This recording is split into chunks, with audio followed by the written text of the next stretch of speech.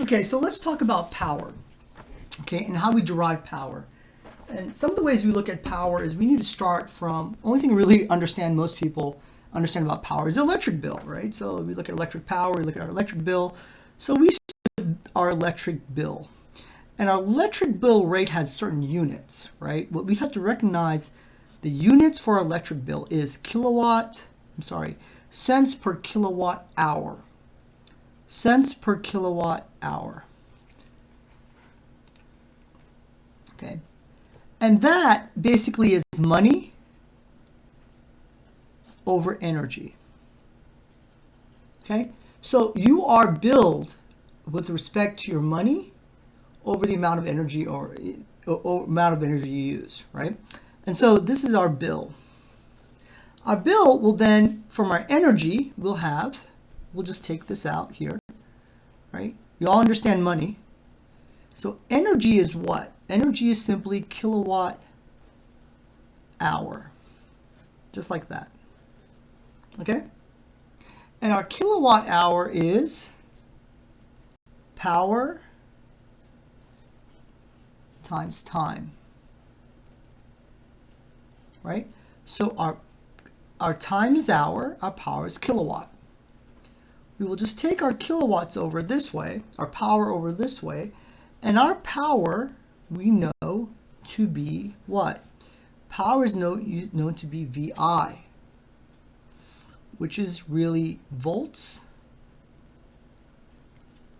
and current times currents. Okay? And our voltage is simply electric pressure. It's kind of like water pressure, but this is electric pressure. And this is our current, is like our electric flow, right? What's our flow rate? And this is an F, by the way. Flow. Okay? So once you get past this, we will now analyze.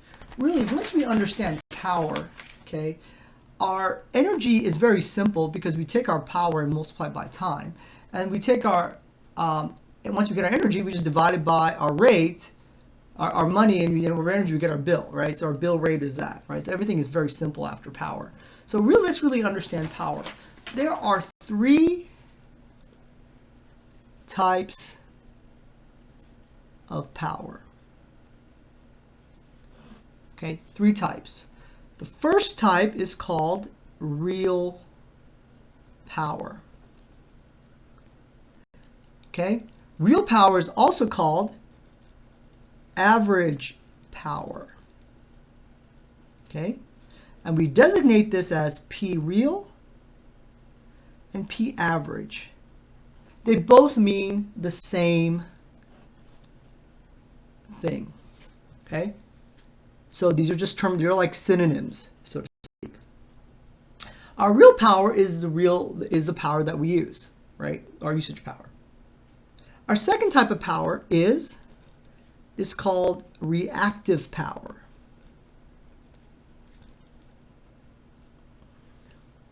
Okay? And it's also called imaginary power.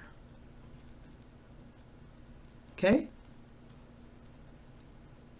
And this basically is verified as Q. Where it says P real or P average. You can call this P. We call this Q. And this is due to the magnetic field. We can't really use it, but it causes a magnetic field. The third type of power is called total power, right? Total power. Or complex power. And that is called S. Okay? Now, what are the units for each? Remember, all power is VI. They're all volts and they're all amps. Okay? They're all the same. Okay, however, we have to call it different things because even though it's VI here, VI here, VI here, everyone's going to get very confused. So the way we designate real power, our units for real power is watts, and it's kW. The way we do our reactive power is VARs. And we do our total power is VA or kVA. Okay? These are three distinct mechanisms. If you call real power kVA, it's wrong. It's the units of kVA, but it's not kVA. Okay? If someone tells you that, it's incorrect. Okay? Now, how does this work? The second concept is, because we have these three things, when we pay our electric bill, we don't pay our real power, we pay our total power, right? And there's some waste, and we're paying, we're using the real power. So how does this work? Well, something called the power factor. And our power factor is our efficiency. Okay? And our power factor can be determined by the following equation. Okay? And I'm drawing this out. Just give me a second. Okay. Our power factor is simply RES. Let me move this up a little bit so you can see it. All right, this makes it a little easier. RS, RQ, and our P, and our angle. Okay, SQP. And basically, our power factor is PF, which is our power factor. PF is the cosine of this angle, right? So when our angle between these two are 0, then a cosine of 0 is equal to 1. And power factor of 1 is most efficient. Let me rewrite efficient for you. I misspelled efficient. Okay? So when our angle goes to 0, when there's basically a power factor is 1, we get all real power. And we'll discuss that later in a bit. Also, the same concept here is also, power factor is also determined by our voltage and our current.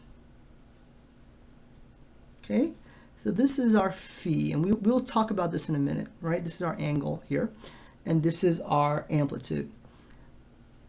Our voltage here and our current here, the difference between them crossing this X intersection, right? It's called the lead or lag, okay? This is also our perfect. So this angle here, right? Angle here is really dependent. It's really dependent on the angle here. And so this is our delta V minus, I'm sorry, our phi of V, a phi of I. So this is our theta, this is phi. And our power factor is also the cosine of the difference between these two. The cosine of the difference between phi is really the angle here. It's the same thing, okay? But I want you to really focus on this. This is the real critical element for this here. This is a little later when we discuss inductors in our circuits. Okay? Okay. So on the next video, we're going to discuss VRMS and how does VRMS work. Okay?